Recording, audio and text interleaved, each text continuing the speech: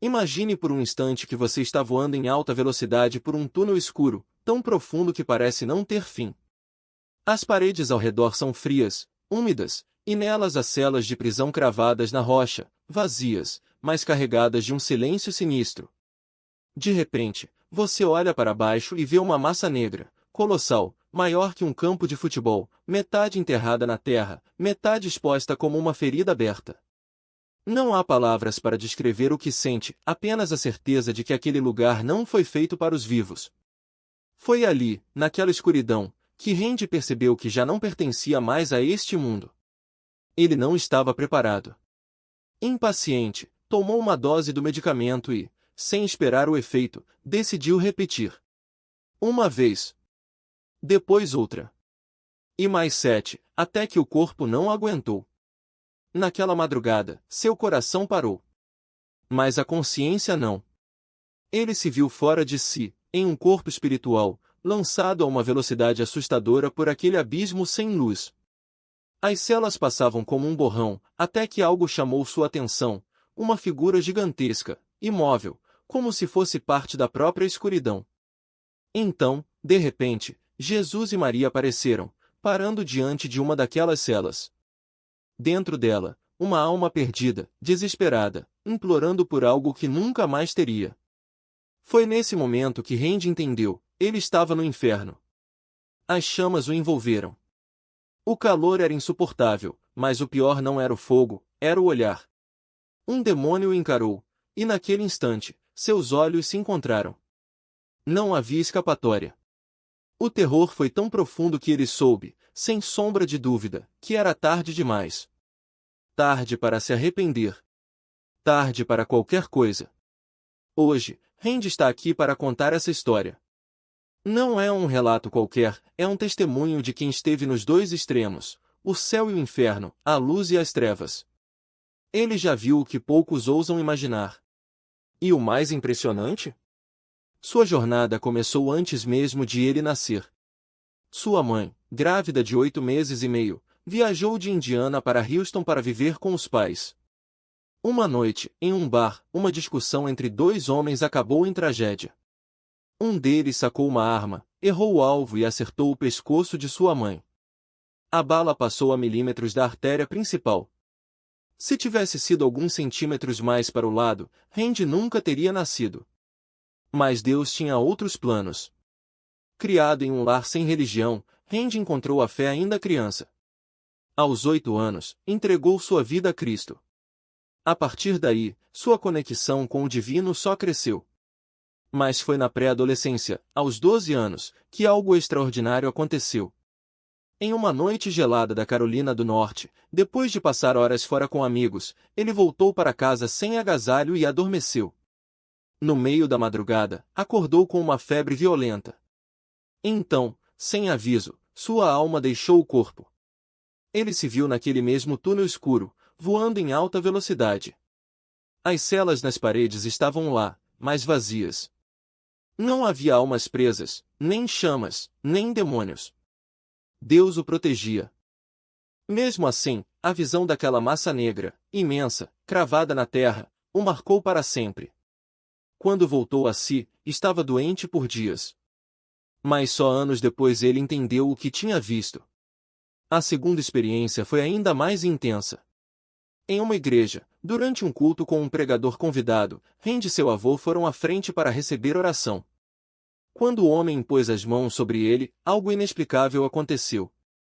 Seu corpo caiu no chão, mas sua consciência estava em outro lugar, um mar de luz, pulsante, viva, tão brilhante que deveria cegar, mas não machucava. Era como se cada partícula daquela luz respirasse. E ele soube, no fundo da alma, que se pudesse caminhar por ela, estaria na presença de Deus. Quando voltou a si, estava paralisado no chão, mas em um estado de paz absoluta. Essa foi a segunda vez que o sobrenatural o tocou. E não seria a última. Randy tem muito mais para compartilhar. Histórias que desafiam a lógica, que mostram que o invisível é tão real quanto o ar que respiramos. O que ele viu não foi fruto da imaginação. Foi uma revelação. E hoje, ele está aqui para nos lembrar que a vida não termina com o último suspiro, ela apenas muda de endereço. Eu soube, naquele instante, que ele era meu juiz. Não havia dúvida. Não era apenas um demônio qualquer, era o algoz designado para mim. Sua presença não era acidental, era pessoal. Cada detalhe daquele ser, desde a forma como as chamas dançavam em sua pele até a maneira como seus olhos queimavam com uma inteligência cruel, gritava uma verdade inegável: eu pertencia àquele lugar. E ele sabia disso. O terror que me invadiu não foi apenas medo, foi reconhecimento. Uma confirmação silenciosa, mas devastadora, de que eu já estava condenado antes mesmo de chegar ali. Não era uma ameaça, era um fato. E naquele momento, entre o rugido das chamas e o peso da minha própria culpa, eu entendi: o inferno não é apenas um lugar de punição. É um lugar de propriedade. Cada alma ali tem um nome, um rosto, um algoz que a espera. E o meu estava diante de mim, imóvel, como se sempre tivesse estado ali. Mas então, algo aconteceu. No exato segundo em que meu grito rasgou o silêncio daquele abismo, algo quebrou. Não foi um milagre barulhento, não houve trombetas nem vozes celestiais, foi apenas um clique, como se uma corrente invisível tivesse sido cortada. E de repente, eu estava de volta. De volta ao meu quarto, de volta ao meu corpo, de volta à vida. Mas não era mais o mesmo Randy. Não depois daquilo. Acordei com o coração batendo tão forte que parecia querer sair do peito. Minhas mãos tremiam, meu corpo estava encharcado de suor, mas a pior parte não era o medo, era a certeza. Eu sabia, sem sombra de dúvida, que tinha estado lá. Que tinha visto. Que tinha sentido. E que, se não fosse por um ato de misericórdia divina, ainda estaria lá, naquele lago de fogo, com aqueles olhos flamejantes cravados nos meus. Mas por quê? Por que Deus me trouxe de volta? Não era apenas para me assustar, era para me alertar. Para me mostrar que o inferno não é uma metáfora, não é um conceito abstrato. É real. É tangível. E está mais perto do que imaginamos. Aquele demônio não era uma invenção da minha mente, ele era tão real quanto a cama em que eu estava deitado. E se eu não mudasse meu caminho, ele estaria me esperando. E foi isso que fiz. Naquele momento, algo dentro de mim se quebrou, não de desespero, mas de libertação. Porque entender a realidade do inferno não é o fim, é o começo. É o primeiro passo para escolher a vida. E eu escolhi. Escolhi me agarrar àquele fio de graça que me puxou de volta. Escolhi acreditar que, mesmo depois de tudo, ainda havia uma chance. E, mais importante, escolhi contar. Porque se há uma coisa que aprendi com essas experiências, é que o sobrenatural não é algo distante, reservado para santos ou profetas. Ele está ao nosso redor, o tempo todo. E às vezes, Deus permite que o vejamos, não para nos assustar, mas para nos acordar. Para nos lembrar que a vida é frágil, que as escolhas importam, e que o fim de tudo não é um ponto final, mas uma porta. E essa porta, Randy descobriu, pode levar a dois lugares muito diferentes. Um deles, ele já conhecia. O outro, bem, esse ele ainda estava aprendendo a explorar. Para fora do meu corpo, como se uma força invisível me puxasse pelos pés. Não era um sonho. Eu estava consciente, mas impotente, como se meu espírito fosse arrancado da carne contra a minha vontade. E então, de repente, eu estava pairando acima da cama, olhando para baixo e vendo meu próprio corpo ali, imóvel, enquanto algo, ou alguém, me arrastava para longe. Não havia gritos, não havia resistência. Apenas um silêncio pesado, como se o mundo inteiro tivesse prendido a respiração. E então, como um vento cortante, fui levado para fora do quarto, atravessando paredes como se fossem névoa, até que me vi em um lugar que não era deste mundo. O ar ali era denso, carregado de uma energia que queimava os pulmões, mas não era fogo. Era algo mais antigo, mais profundo, como se o próprio espaço respirasse hostilidade. Foi então que eu o vi. Não era um demônio qualquer. Era algo maior, mais sombrio, como uma sombra que se alimentava da ausência de luz. Ele não tinha forma definida, mas seus olhos eram como buracos negros, sugando tudo ao redor. E ele falou. Não com palavras, mas com uma voz que ecoava dentro de mim, como se cada sílaba fosse uma lâmina cravada na alma. Você já foi nosso. E sempre será. Eu quis gritar, quis invocar o nome de Jesus, mas minha voz estava presa, como se minha garganta tivesse sido costurada. Foi então que senti algo mudar. Não foi uma batalha, não foi um confronto épico. Foi uma presença. Algo, ou alguém, que simplesmente estava ali, como um muro entre mim e aquela escuridão. E no mesmo instante, a sombra recuou, como se tivesse sido atingida por um raio invisível.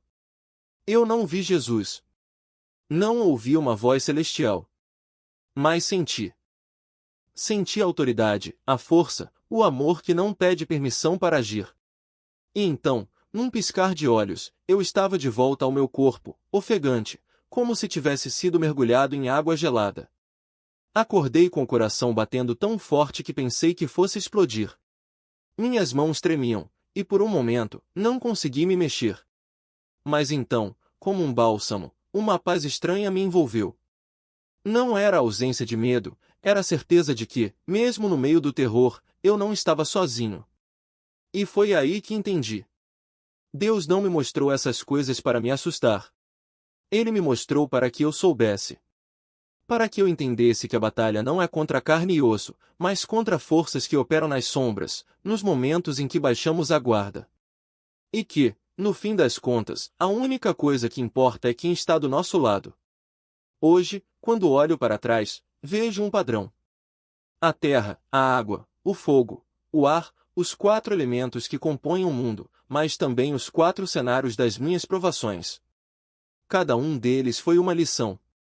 Cada um deles foi um lembrete de que, por mais que o inimigo tente nos arrastar para as trevas, há um poder maior que nos segura. E esse poder? Ele tem um nome. E esse nome é tudo o que precisamos. Através das paredes. Eu me vi sendo arrastado para fora, para o quintal, e então algo como um projétil disparou rumo ao céu. Foi ali que o 4º elemento entrou em cena, o ar. Começamos a subir em velocidade vertiginosa, e eu vi aquela coisa. No início, por algum motivo, fui enganado. Pensei que fosse um anjo do Senhor. Mas não, aquela criatura me mantinha acorrentado, as correntes sobre minha cabeça enquanto éramos lançados para o alto. Em um instante, cruzamos a barreira do espaço. Todos os meus sentidos permaneciam intactos, mas assim que deixamos a atmosfera, meu espírito gelou. Enquanto olhava para aquela coisa, comecei a louvar a Deus. Obrigado, Senhor, eu disse, porque, por um momento, achei que fosse um anjo. Mas essa criatura tinha forma de mulher, sem nenhum traço de amor, sem compaixão. E então percebi, eu era seu prisioneiro. Sentia-me como um pedaço de carne, um nada, um grão de poeira diante dela. Mesmo assim, continuei clamando, obrigado, Jesus. Obrigado, Jesus. Eu sabia que estava à mercê daquela coisa, mas também sabia que minha fé era maior. E então, num piscar de olhos, Deus me libertou. Num instante, fui devolvido ao meu corpo. Foi ali que a terra, a água, o fogo e o ar se revelaram para mim não apenas como elementos, mas como provas, como sinais de que o inimigo tenta nos arrastar, mas o Senhor nos segura com mão firme. Quando olhamos para trás, é fácil ver onde deixamos brechas. Talvez não seja só durante o sono que nossas defesas caem muitas vezes, é porque não vestimos a armadura completa de Deus. Talvez haja portas abertas em nossas vidas, áreas que não entregamos por inteiro. Você acha que foi isso que aconteceu com você? Sim, posso dizer que sim. Mesmo amando o Senhor, mesmo tendo um relacionamento com Ele, eu deixei frestas. Não pensamos 2 vezes ao ouvir uma música, ao ceder um pouco ao mundo, ao achar que podemos andar em 2 caminhos. Mas não funciona assim. Quando dividimos nosso coração, somos esmagados. E é por isso que hoje eu digo, voltem-se para o Senhor de todo o coração, de toda a mente. Não deixem nenhuma porta entreaberta. Eu sei, por experiência própria, que até um pequeno deslize pode nos levar ao abismo. Não brinquem com isso. Cada dia que temos é uma bênção. Não o desperdicem. Deus, em sua misericórdia, me poupou inúmeras vezes, e eu não quero que ninguém passe pelo que passei. Então, com todo o meu coração, eu imploro, fiquem perto do Senhor. Não temos garantia do amanhã. Pai, agradeço por esta oportunidade de compartilhar. Obrigado por dar sabedoria e por permitir que estas palavras alcancem quem precisa ouvir. Peço que cada um que as escuta seja tocado, que busque o Senhor com sinceridade e que se proteja com sua armadura. Que ninguém mais precise aprender do jeito mais difícil. Em nome de Jesus, amém.